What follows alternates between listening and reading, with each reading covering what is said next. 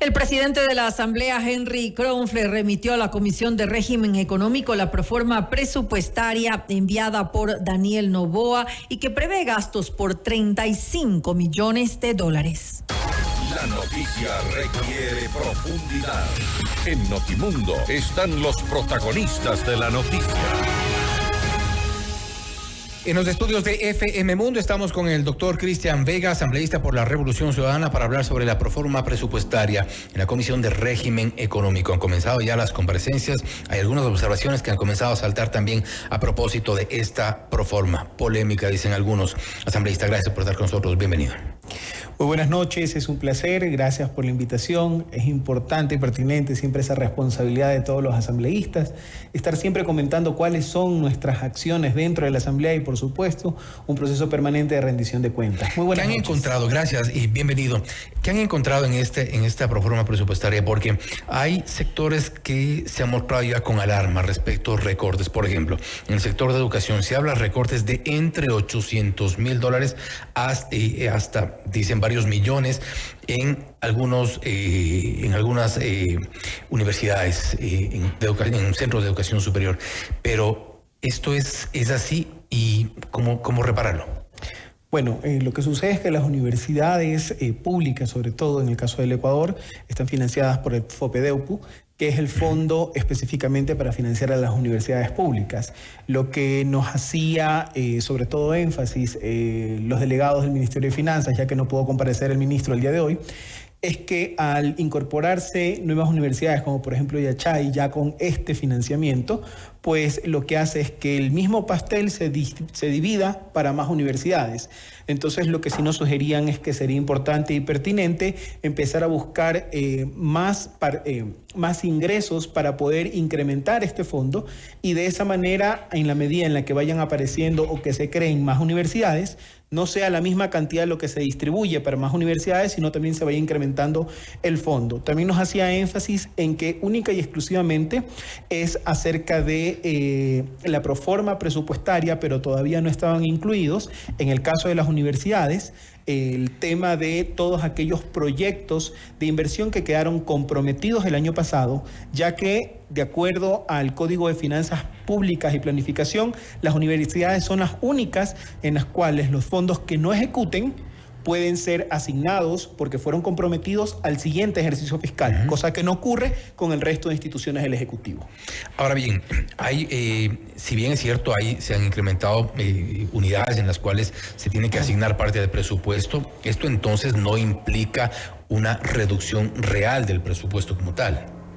Lo que sucede es que al haber más universidades a las cuales hay que asignarles presupuesto, el presupuesto individual se reduce, pero por ley el fondo está estipulado y realmente no es algo que controle en este pero caso. El efecto es una reducción, necesariamente es una reducción, para las instituciones es una reducción el efecto, y eso puede generar problemas. Así es, puede generar problemas, sobre todo porque una de las... ¿Qué observación han hecho ustedes o cuál es la sugerencia? Bueno, una de las sugerencias es empezar a hablar tanto en la ley económica urgente que está por llegar en temas de turismo, así como en las leyes que estamos tratando, ver la posibilidad de incorporar sobre todo fuentes de financiamiento que incluyan... Asignaciones por esa vía. Que incluyan a incrementar este fondo. De esa manera vamos a permitir que crezca y también dar las facilidades para que las universidades puedan tener mayor presupuesto. Pero en el caso del sector educación como tal, una de las cosas que sí me llamaba la atención, y yo sí se lo hice entrever, sobre todo a la viceministra de Presupuesto, es el hecho que, si bien es cierto hay un incremento de $1.000 millones, sobre todo en el Ministerio de Educación, estos $1.000 millones, cuando revisamos el tema de la orientación hacia dónde va el gasto, es decir, en qué voy a gastar, a diferencia de un Ministerio de Inclusión Económica y Social que tiene programas y te dice de los $1.300 millones se va a desglosar para atención prioritaria, para cuestiones de género, para cuestiones de discapacidades. En el caso del Ministerio de Educación me preocupó y sí le llamé la atención, sobre todo es porque $4.000 millones se asignan a una partida de orientación del gasto, 99.99.99.99, que significa sin orientación al gasto. Es decir, hay $4.000 millones que cuando usted revisa la orientación del gasto no le dice a dónde van a ir. Y eso nos preocupa porque, si bien es cierto, esos $1.000 millones, cuando vemos el desglose de para qué se les ha asignado. Está para bienes de larga duración y sobre todo al programa de educación inicial. Pero no sabemos a qué va a responder, cómo se va a priorizar. Es por ello que dentro de las comparecencias nosotros tenemos hasta el día viernes por el tema de la celeridad. Ustedes ya les cuestionaron sobre este tema. Ya se les cuestionó. ¿Qué les dijeron? Lo que nos dijeron es que si bien es cierto, es una partida que está ahí, no hay un reglamento que diga que no pueden utilizar todo el recurso para eso. Yo le digo, no puede haber un reglamento, pero es antiético. Es muy responsable no saber a qué por se supuesto, dedica ese dinero. O sea, no es ético porque son recursos públicos. Debe decirse a dónde van. Así sea complejo. Y el mismo es un copia y pega en el sector del Ministerio de Salud Pública. Hay también $1.000 millones donde no estipula, perdón, ahí son $2.000 millones donde no estipula a dónde van a ir. Única y exclusivamente en el clasificador de orientación del gasto dice gasto sin orientación.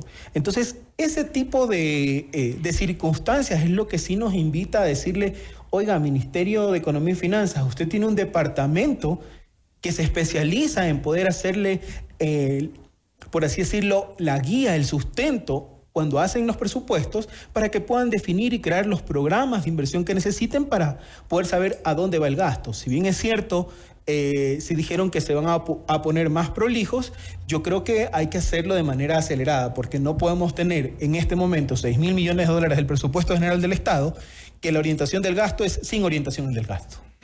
¿Y cómo podría, por ejemplo, de alguna forma, o sea, destinarse cierta parte del gasto?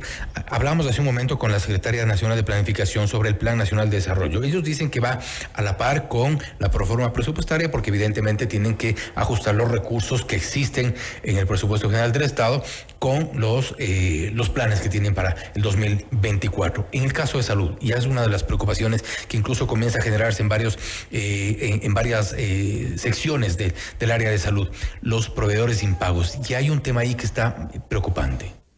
Así es, porque si revisamos casualmente el tema de las fuentes de ingresos del Estado, hay en este momento una pretensión de generar $10.000 millones más de deuda.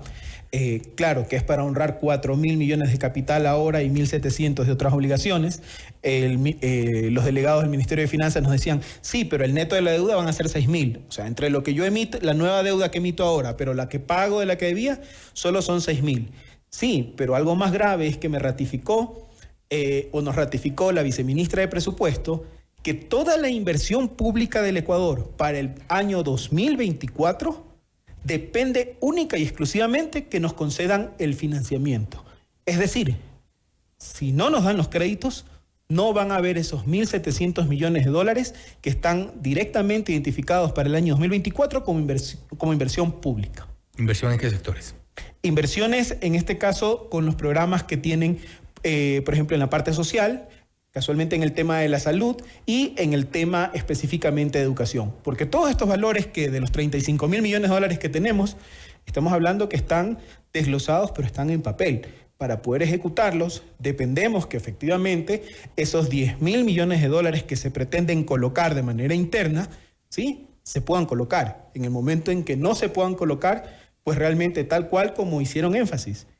Este es el presupuesto del año 2024, pero va a depender de que pueda haber los ingresos presupuestados. Si no hay los ingresos presupuestados, pues por supuesto que no va a haber el gasto que se ha planificado. A propósito de lo que usted menciona, la deuda interna y que está también como parte del presupuesto de la proforma presupuestaria, hay el riesgo de que nuevamente el IES sea la caja chica del gobierno y esto no ha parado en los últimos gobiernos y parece que no parará. Casualmente esa es una de las preocupaciones que tenemos dentro de la comisión y esperamos y apelamos que el día jueves a partir de las 4 de la tarde luego de los plenos podamos tener la comparecencia de los representantes casualmente del IES para poder escucharlo, porque hoy tuvimos a un delegado de los jubilados con lágrimas en los ojos y nos decía, no puede ser que nuevamente de las asignaciones que el Estado debería entregarle y honrar la deuda con el IES, que eran de cerca de poco más de $3.000 millones, solo se hayan considerado cerca de 2.800. Es decir, nuevamente no se está entregando lo que se necesita. Esas fueron se está pensando en quitarle. En colocar más deuda. Colocar más deuda. Así es. Ahora, también, y vamos a hablar, lamentablemente son temas gigantes, pero estamos tratando de priorizar. El presupuesto para la Policía Nacional y Fuerzas Armadas. También hay una reducción. En un momento, en un contexto de inseguridad, en uno de los momentos en los que la seguridad debería ser una prioridad, hay recortes. Así es. Entiendo que la explicación que nos supo decir los representantes del Ministerio de Finanzas, y ojo, no con esto los estoy justificando, simplemente estoy transmitiendo lo que nos dijeron, es que al aún no encontrarse en vigencia la cuarta ley económica urgente, que era la que contenía el incremento del IVA, esa es la razón por la cual esos ingresos aún no han sido incorporados dentro del presupuesto general del Estado de la Proforma que nosotros hemos conocido, y ahí sí hay un valor adicional a Fuerzas Armadas y Policía Nacional, porque efectivamente en esta Proforma hay una reducción. No es una reducción sustancial, pero sí no es lo que se esperaba, porque las medidas económicas anunciadas sobre todo se enfocaban en financiar la lucha contra la delincuencia. Entonces sí nos llamó la atención, pero esa fue sobre todo no digamos la excusa, la explicación. Hay dos cosas importantes que sí me preocuparon en el presupuesto y yo sí se los indiqué sobre todo a los compañeros del Ministerio de Finanzas, y son dos cosas. En el año 2023 terminó el tema de las concesiones con las telefónicas. En el año 2024 debería haberse reflejado ese dinero. No me supieron decir en dónde estaba. Esperamos y apelamos a que el Ministerio de Telecomunicaciones o de Arcotel puedan ir a las comparecencias para que nos indiquen cuál es el monto que están planificando. Pero el presidente Noboa haya dicho, son cerca de 2.800 millones. Sí, pero no lo veo reflejado dentro del presupuesto. En la proforma presupuestaria 2024 no lo vimos, se lo pregunté y no me pudieron decir, aquí está. Entonces, por eso, dentro de las comparecencias vamos a llamar a los representantes del sector para que no hay la seguridad de concretar las conversaciones en este año. Entonces no podrían operar, porque la concesión terminaba en el año 2023. Están prorrogados. Están prorrogados. Entonces, el tema de prórroga es una prórroga bajo ciertas características, pero debería terminar directamente en una contratación y debería verse reflejado en los ingresos. Otro de los ingresos que también nosotros se los supe consultar es que en la tercera ley económica urgente, que tenía que ver con la monetización de los activos, que muchos le llaman la ley de extinción de dominio, se incorporó la transitoria segunda, que hablaba de la remisión de multas, intereses y recargos administrativos para quienes tengan glosas en Contraloría General del Estado. Algo que ya lo está ejecutando el Contraloría.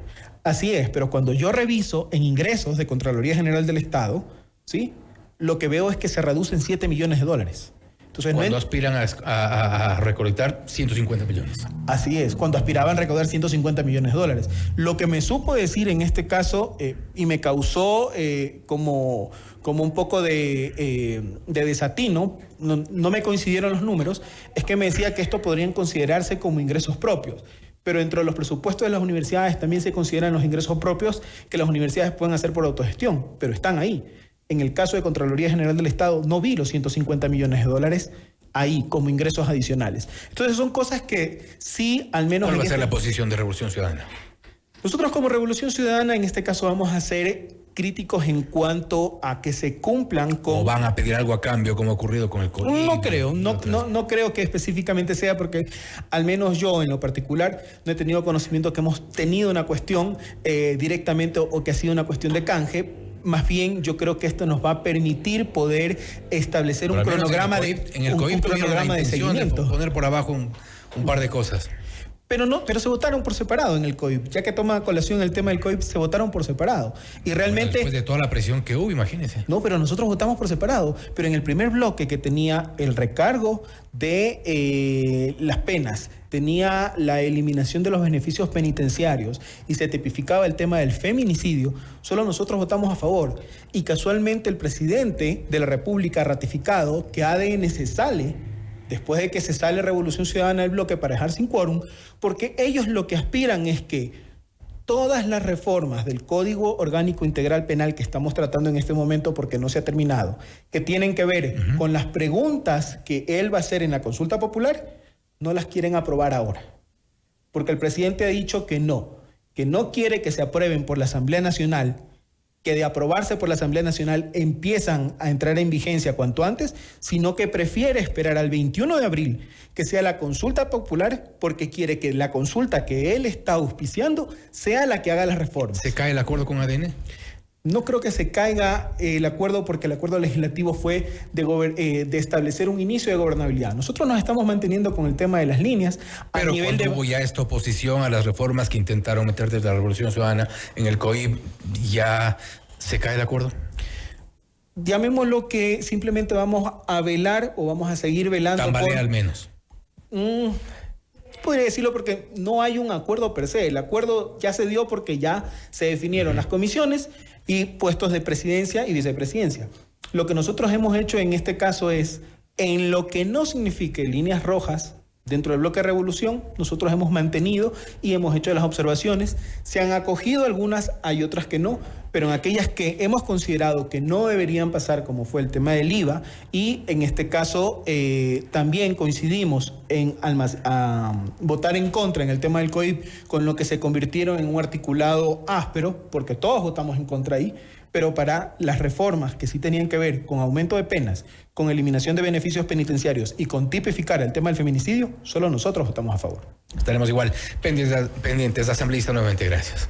Un placer, muchísimas gracias, una excelente noche. Gracias. Igualmente ha sido el doctor Cristian Vega, asambleísta por la Revolución Ciudadana, hablando sobre la proforma presupuestaria en la Comisión de Régimen Económico. Algunas de las observaciones que se han hecho a las autoridades que ya han comenzado sus comparecencias. Esto es Notimundo Estelar, siempre bien informados. Noticias, entrevistas, análisis e información inmediata.